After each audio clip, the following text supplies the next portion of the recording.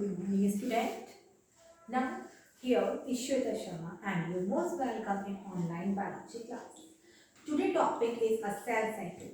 Cell cycle is the very most important topic for the CBSE board, ISC board and UP board student. Okay, so let's see. Get start. The means of the cell cycle. Actually we have to be heard about the continuity of the life. हमें पता है कि life हमारी किसमें रहती है continuity में, but कैसे, हाउ इट पॉसिबल. तो उस कंडीशन में जब हम लोग बात करते हैं देन वहाँ पे हम लोग स्टडी करते हैं अबाउट द सेल साइकिल.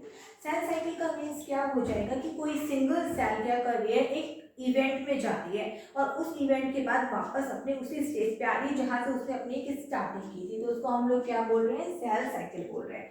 या हम बोल सकते हैं कि सेल क्या है, डिवीजन में जा रही है, डिवीजन में जाने के बाद अपनी जैसे डॉटर सेल को प्रोड्यूस कर रही है, या सेल जिसमें जा रही है रिप्रोडक्शन में जा रही है. तो उस प्रोसेस को हम लोग बोलते हैं cell cycle. Cell cycle actual में हो क्यों रही है? सेल साइकिल को अगर हम लोग डिफाइन करेंगे तो सेल साइकिल क्या है, it is a event of the sequence that occur between the cell formation and cell division.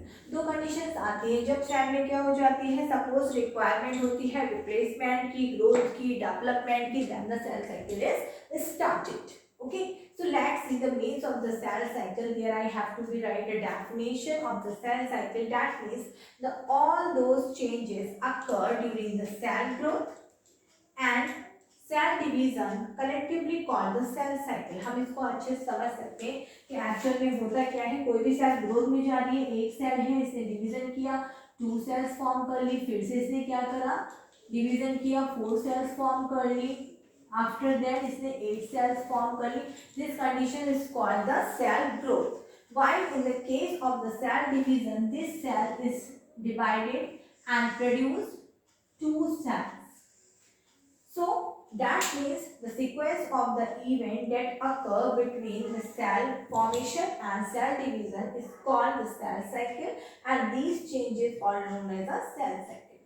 So let's see the overall view of the cell cycle.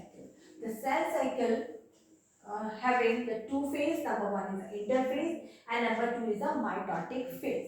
In the case of the interphase, we can say the further differentiate into 3 subdivision. Number one is the G1 phase, number two is the S phase, and number 3 is the G2 phase.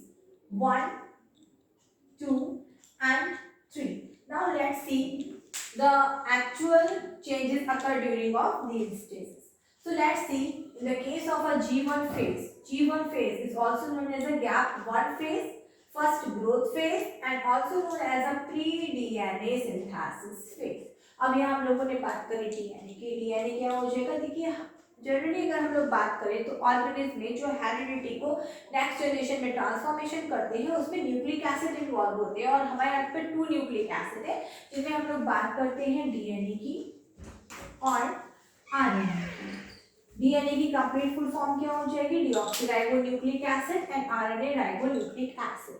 Mostly occur in the viruses, while in the case of the DNA found in both eukaryotic and prokaryotic, but it is a show the differentiation in their arrangement. Okay, so in this condition we will see the synthesis of DNA. Actual में हमें इसमें देखना क्या है, synthesis देखनी कि DNA कैसे synthesise हो रहा है. इसलिए इस स्टेज को क्या बोला जा रहा है, प्री डीएनए सिंथेसिस फेज. अब प्री डीएनए सिंथेसिस फेज है तो डीएनए की जो रिक्वायरमेंट्स होंगी कि डीएनए कैसे फॉर्म होता है, डीएनए में कौन कौन सा मटेरियल लगता है, तो वो यहाँ पर क्या हो जाएगा, अरेंज हो जाएगा. एक्चुअल में अगर हम लोग बात करें तो इंटरफेज अपने आप में एक रेस्टिंग फेज है क्योंकि ये 3 स्टेप्स में डिवाइडेड है. यहाँ पर हमें कोई भी चेंजेस अगर ज़्यादा दिखाई नहीं देता, but in case of the metabolic rate ये बहुत ज़्यादा एक्टिव फेज है. और इस फेज में नंबर 1 अगर हम G1 फेज के बारे में बात करते हैं तो यहाँ पर जो सेल की मेटाबॉलिक एक्टिविटी होती है वो हाई हो जाती है. इसके अलावा जो सेलुलर कंपोनेंट्स में हमारे आते हैं endoplasmic reticulum, mitochondria, Golgi body, lysosome etcetera. These are all known as the cellular components. ये बनने यहाँ पर स्टार्ट हो जाएंगे. Next is the RNA and ribosome synthesised. जो राइबोसोम है, राइबोसोम भी क्या है, एक सेलुलर कंपोनेंट है या सेलुलर ऑर्गेनेल है. इसका इंपॉर्टेंट मेन फंक्शन होता है production of the protein. Ribosome it is a cell organelle and इसका जो मेन फंक्शन है है production of protein, hence is known as a protein factory। इसीलिए इसको क्या बोला जाता है, प्रोटीन की फैक्ट्री बोला जाता है।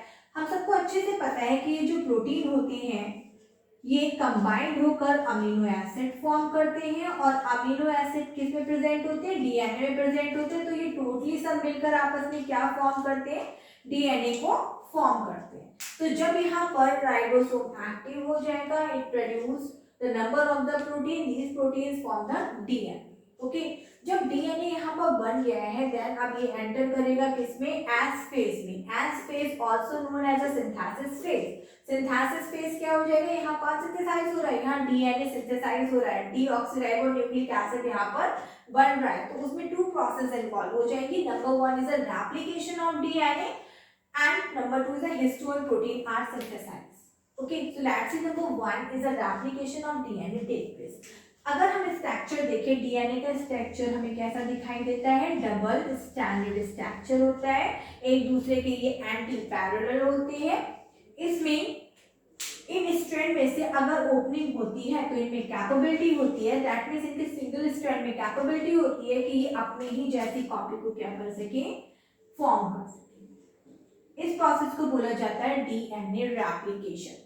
तो यहाँ पर सिंथेसिस फेज में ये प्रोसेस पार्टिसिपेशन करेगी। इसके अलावा हम अगर बात करें तो हमें अच्छे से पता है कि DNA in the case of the eukaryotic cell and prokaryotic cell differentiation होता है। जो यूकैरियोटिक सेल्स होते हैं उनके डीएनए में हिस्टोन प्रोटीन प्रेजेंट होती है, while in the case of the prokaryotic organelles का जो डीएनए होता है वो नेकेड डीएनए होता है, सर्कुलर होता है, विदाउट प्रोटीन होता है। ओके, स्पेशली हिस्टोन प्रोटीन वहां पर प्रेजेंट या बाइंड नहीं करती। तो यूकैरियोटिक के केस में इंपॉर्टेंट है कि यहाँ पर जो रेप्लिकेशन हो रहा है उसके साथ साथ हिस्टोन प्रोटीन भी डीएनए के साथ में अटैच हो जाएगी।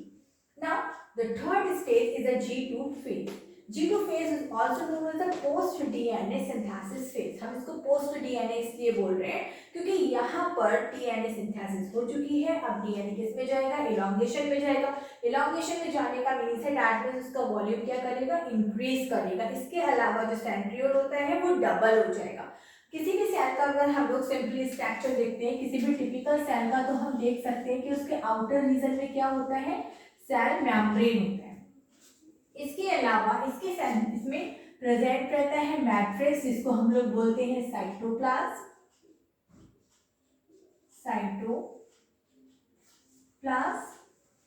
एंड सेंटर में एक और ऑर्गेनेल प्रेजेंट होता है जिसको हम लोग बोलते हैं न्यूक्लियस। इट्स अ न्यूक्लियस, और न्यूक्लियस कंटेन करता है क्रोमैटिन के लिए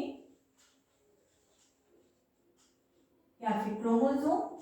इसके अलावा न्यूक्लियोलस होता है जो कि राइबोसोम की सिंथेसिस करता है। इसके अंदर जो प्लाज्म भरा हुआ होता है उसको बोलते हैं न्यूक्लियोप्लाज्म। ओके, तो इन दिस कंडीशन हो क्या रहा है, जो पोस्ट डीएनए सिंथेसिस फेज है इसमें सेल का वॉल्यूम तो बढ़ ही रहा है, इसके साथ साथ जो सेंट्रियोल है वो डबल हो जाएगा। सेंट्रियोल प्रेजेंट होता है just this region of the nucleus के जस्ट अब क्या हो जाएगा, प्रेजेंट होगा। और in the case of the animal cell जो सेंट्रियोल होता है वो सेल डिवीजन में इंपॉर्टेंट रोल प्ले करता है, क्योंकि इसी की वजह से स्पिंडल फाइबर एंड एस्टर का फॉर्मेशन होता है। Now let's see the next stage is the mitotic phase. इसको हम बोलेंगे यहाँ पर डिवीजन फेज। एक्चुअल में जो डिवीजन हो रहे हैं वो यहाँ पर क्रिएट हो रहे हैं। The mitosis complete in two processes. Number one is the karyokinesis and number two is the cytokinesis. In the case of the karyokinesis, actually the means of the karyo is a nucleus and kinesis is a breakdown.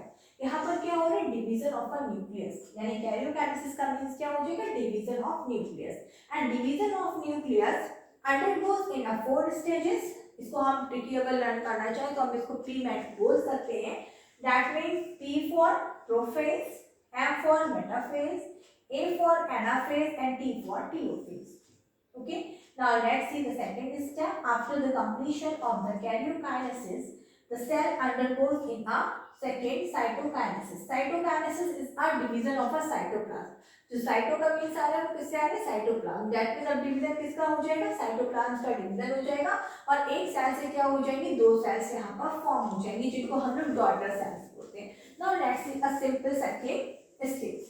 This stage included the two phases. Number one is an interphase. It is a long phase and included in a three phase. Number one G1 phase. G1 phase complete होती है 12 hours में. Actual में अगर हम लोग बात करें तो हर सेल वैरी करती है according to their cell cycle. उसका अपना एक सेल साइकिल होता है. सपोज बात करें अगर बैक्टीरिया की, example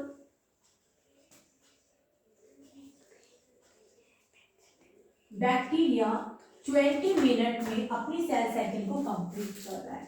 while in the case of east, east is a form of the fungi. ये यूनिसेलुलर फंजाई होती है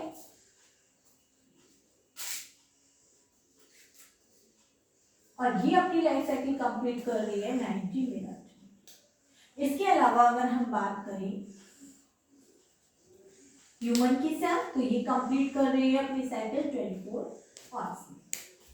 ओके, तो यहाँ पर मैंने जो आपको सिंपल एक डायग्राम दिखा रखा है, it is a eukaryotic cell cycle. Eukaryotic cell cycle में G1 फेज के लिए जो टाइम पीरियड है 12 आवर्स होता है, जहाँ पे ये कंप्लीट करती है अपना 50% part. Now second is S phase, जिसको मैंने आपको बता दिया है कि वहाँ पर क्या हो रही है? सिंथेसिस ऑफ द डीएनए की वहाँ पर सिंथेसिस होगी. ये कितना टाइम टेकन कर रहे हैं? यहाँ पर 6 to 8 आवर्स ले रहा है और कंप्लीट करेगा 25 to 33%. Now the remaining part of the interphase is a G2 phase. इसको हम लोग बोलते हैं second growth phase, second gap phase, या फिर हम इसको बोलते हैं पोस्ट डीएनए सिंथेटिक फेज. ये कंप्लीट कर रही है 20 to 60% of the part of the DNA और टाइम कितना लेंगे? 3 to 4 hours. Now the remaining part is a M phase, जिसको हम लोग डिवीजन फेज भी बोलते हैं. इसका टाइम पीरियड इनके कंपैरिजन में कैसा होता है? शॉर्ट होता है. In the case of the eukaryotic cell, क्योंकि हर सेल का जो सेल टाइम पीरियड है, जो उसका लाइफ स्पैन है, वो वेरी कर रहा है. ओके, तो यहाँ पर क्या हो जाएगा? 1 आवर में 4% यानी रिमेनिंग पार्ट कंप्लीट करेगा. It undergoes the first division is a karyokinesis. That division occur in the nucleus and these 4 steps will be involved: prophase, metaphase, anaphase and telophase. Okay, it is also known as a mitosis, cell division. Okay, now let's say this is cytokinesis. After the completion of the telophase, जब यहाँ पर कोई cell का cytoplasm division में चला गया है, यानी अभी किस में आ रहा है? साइटोकाइनेसिस में आ रहा है. साइटोप्लाज्म जो होगा डिवीजन में जाएगा एंड 2 डॉटर सेल्स को प्रोड्यूस कर लेगा. सपोज यहाँ से एक सेल ने अपनी जर्नी स्टार्ट की थी और देन यहाँ तक आते आते यानी इसको कंप्लीट करने के बाद उसने क्या बना ली? 2 सेल्स बना ली. फिर से यही एक सिंगल सेल फिर से यहाँ से अपनी जर्नी स्टार्ट करेगा एंड फाइनली यहाँ पर क्या कर लेगा? इसको खत्म कर लेगा. तो वो इवेंट जो इन्वॉल्व हो जाएंगे सेल के फॉर्मेशन में या सेल डिवीजन में, उसको हम लोग क्या बोल रहे हैं? Cell cycle. Okay, so see it's enough for the today. Thank you. Have a nice day.